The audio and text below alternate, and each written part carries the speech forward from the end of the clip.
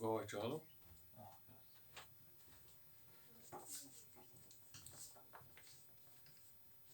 عزیز طلباء و طالبات، السلام علیکم۔ آپ جانتے ہیں کہ میرا نام حبیب اللہ ہے۔ میں ایجیز پبلک سکول میں بحیثیت استاد کام کر رہا ہوں۔ تو آج ہم جو آپ کی کتاب ہے 10ویں جماعت کی، یہ 2 حصوں پر مشتمل ہے۔ ایک حصہ اس کا اصناف سخن کا ہے اور ایک حصہ اس کا اصناف نثر کا ہے، اور ایک حصہ اصناف سخن کا اور ایک حصہ اصناف نثر کا۔ اصناف نثر کے بارے میں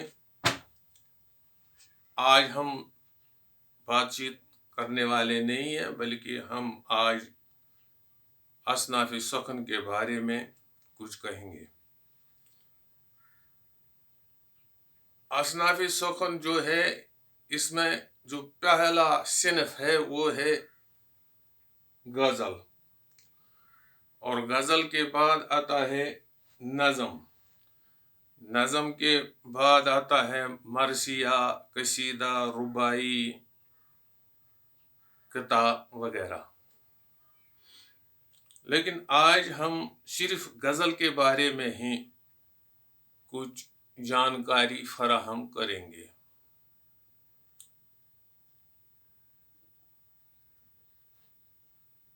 غزل سے مراد ہے سخن با یار گفتن، یعنی محبوب سے باتیں کرنا، عورتوں سے باتیں کرنا، عورتوں کی باتیں کرنا۔ جب ہم اس پر غور کریں گے تو اس سے صاف ظاہر ہوتا ہے کہ غزل کے اندر عشقیہ مضامین یا عشقیہ باتیں بیان کی جاتی ہیں۔ چونکہ زمانہ تیزی سے بدل رہا ہے اور ہر میدان میں تبدیلیاں آتی رہتی ہیں، تو غزل میں بھی تبدیلی آئی۔ اب اس کے اندر غزل میں صرف عشقیہ مضامین ہی بیان نہیں کیے جاتے، بلکہ اس میں ہر کوئی موضوع اب شامل ہو گیا، کسی بھی موضوع پر غزل سرائی کی جا سکتی ہے۔ لیکن ہم یہ وثوق سے نہیں کہہ سکتے کہ غزل کی ابتدا کہاں سے ہو گئی۔ ہاں، البتہ چند آراء پیش کی جاتی ہیں۔ پرانے زمانے میں قصیدہ گوئی کا زیادہ رواج تھا، اور قصیدہ گو شاعر قصیدہ لکھنے سے پہلے محبوب کے بارے میں یا ممدوح کے بارے میں یا موسم بہار کے بارے میں چند اشعار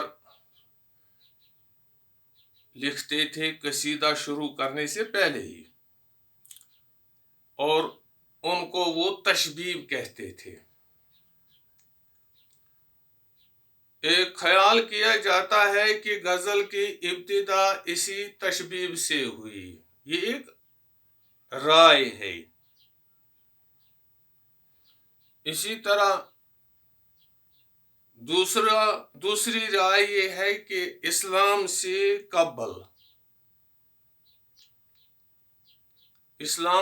قبل عرب میں شاعری کا رواج تھا، اور اس خاندان کا نام بھی عذری تھا، اور اس خاندان کے اندر جس شاعری کا رواج تھا اسے عذری شاعری ہی کہتے تھے۔ خیال کیا جاتا ہے کہ شاید غزل کی ابتدا اسی عذری شاعری سے ہی ہوئی ہے۔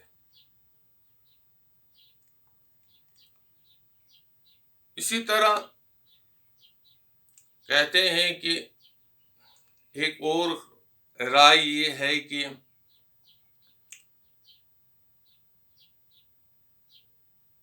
پرانے زمانے میں جب شکار لوگ کرتے تھے تو وہ شکار پکڑنے کے لیے یا شکار کرنے میں مدد کرنے کے لیے کتے پالتے تھے. کہتے ہیں کہ شکاریوں نے ایک ہرن کے پیچھے اپنے شکاری کتے دوڑائے اور ہرن کو شکاری کتوں نے گھیر لیا. جب ہرن کو بھاگنے کا کوئی راستہ نظر نہیں آیا اور کتے اس کے قریب پہنچے، کہتے ہیں کہ اس کی زبان سے، ہرن کی زبان سے ایک درد بھری آواز نکلی. اس کی آواز سے لگتا تھا کہ اس کی آواز میں ایک درد مندی ہے، ہجر ہے، تنہائی ہے.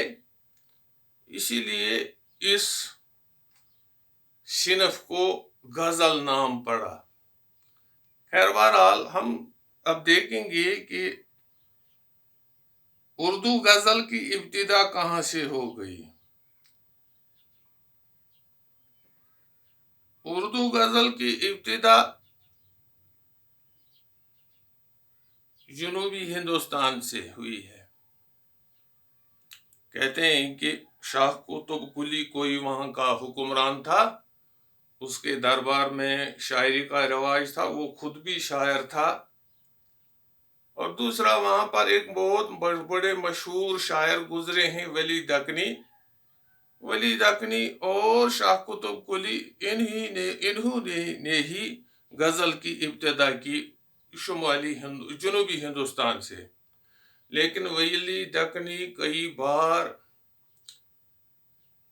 دہلی آئے اور اس نے اپنے کلام کو اپنے ساتھ لایا، چونکہ اس کا کلام بہت بہترین کلام تھا. شمالی ہندوستان میں اس کے کلام کو ہاتھوں ہاتھ لیا گیا. اس طرح یہ صنف، اردو غزل کی صنف، جو جنوبی ہندوستان سے نکل کر شمالی ہندوستان تک پہنچی. اور پھر یہاں کے جنوبی ہندوستان کے جو مشہور شعراء گزرے ہیں، جن میں میر تقی میر ہے، غالب ہے، شیخ ابراہیم ذوق ہے، فانی بدایونی ہے، یا ڈاکٹر علامہ اقبال ہیں، وغیرہ وغیرہ. ان لوگوں نے پھر اس صنف میں طبع آزمائی کی اور اس صنف کو پروان چڑھایا. تو اس طرح ہم یہ کہہ سکتے ہیں کہ غزل کی جو تاریخ ہے یہ لگ بھگ 400 سال تک پھیلی ہوئی ہے. اور اصناف سخن کی یہ مشہور صنف مانی جاتی ہے. ایک تو یہ مشکل صنف بھی ہے، ایک مشہور صنف بھی ہے یہ. اب اس میں پہلے تو اس میں بس ہجر، تنہائی، درد مندی ایسی ہی باتیں بیان کی جاتی تھیں. لیکن آج کل کے اس بدلتے ہوئے زمانے میں یہ عشقیہ مضامین تک ہی محدود نہیں رہی یہ صنف، بلکہ اس میں تمام ہر قسم کے مضامین داخل ہو گئے ہیں. کسی بھی موضوع پر غزل سرائی کی جا سکتی ہے.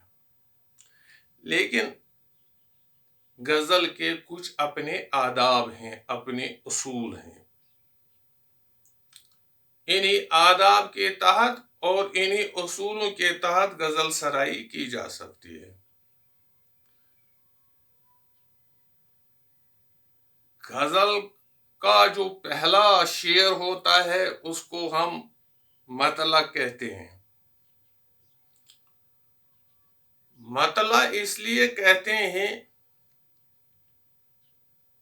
کہ اس کے جو پہلا पहला वाला शेर जो होता है उसके दोनों मिसरे जो होते हैं वो हम काफिया होते हैं, हम काफिया होते हैं, हम रदीफ होते हैं। इसीलिए इस पहले वाले शेर को हम कहते हैं मतला। एक गजल में एक से ज्यादा भी मतले हो सकते हैं, लेकिन उनको मतला नहीं कहेंगे बल्कि उनको कहेंगे हुस्न मतला। इसी तरह गजल का जो सब बेहतरीन शेर होता है उसको बैतुल गजल कहते हैं या शाह बैत कहते हैं। और गजल का जो आखिरी शेर होता है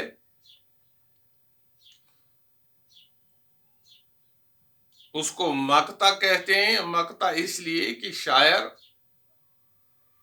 इस शेर में, आखिरी शेर में, अपनी असली नाम के बदले अपना तखल्लुस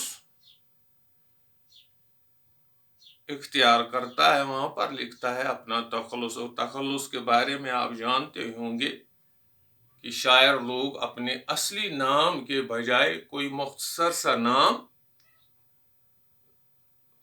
लिखते हैं, तो उसी को हम कहते हैं तखल्लुस। एक और बात है कि जहां तक आपकी किताब का सवाल है उसमें लिखा है कि उर्दू शायरी का आगाज दरअसल अरबी शायरी से ही हुआ है और अरबी शायरी से निकलकर फिर इस सिनफ को ईरानी शोरा ने ज्यादा ही परवान चढ़ाया। यानी ये सिनफ ज्यादा परवान चढ़ी है कहां से? ईरान से। क्योंकि ईरान के शोरा में से शेख सादी शिराजी, हाफिज शिराजी, हकीम सनाई, बहुत बड़े शायर गुजरे हैं, बहुत बड़े अदीब गुजरे हैं। इन्होंने इस सिनफ को बामे उरूज तक पहुंचाया और वहां से ही फिर चलो उर्दू में भी अगर इसका रवाज दक्कन से ही हुआ, शुमाली जनूबी हिंदुस्तान से ही हुआ, लेकिन गजल की जो असली खिदमत की है, जिन शोरा ने खिदमत की है, वो ज्यादातर ईरानी शोरा हैं। और फिर उर्दू गजल जो आई है जनूबी हिंदुस्तान से शुमाली हिंदुस्तान की तरफ, तो शुमाली हिंदुस्तान में बहुत सारे शोरा ने इसकी खिदमत की, इस सिनफ को परवान चढ़ाया। गजल की एक खास वसफ यह होती है कि गजल का जो एक शेर होता है जो दो मिसरों पर मुश्तमिल होता है, एक शेर का अलग मौजू होता है। जब एक शेर का अलग मौजू होता है, जब दूसरा शेर शायर कहता है तो उसका मजमून ही अलग होता है। तीसरे शेर का मजमून अलग होता है, चौथे शेर का मजमून अलग होता है। अगर एक शेर का मजमून दूसरे शेर के साथ मिले या रबत खाए तो फिर हम इसको गजल नहीं कह सकते हैं। तो फिर ये गजल मुसलसल बनती है या किताब बनता है। गजल जो होती है इसका हर एक शेर का मजमून जो होता है वो जुदा गाना होता है। इसीलिए हर कोई गजल सराई तो नहीं कर सकता है, क्योंकि उसको एक शेर के अंदर एक मौजू बयान करना होता है। ये जरा थोड़ा मुश्किल काम है। तो आज बस हमने गजल पर ही बात की, कल हम शुरू करेंगे कि दूसरा सबक वो देखेंगे कल। बाकी वस्सलाम।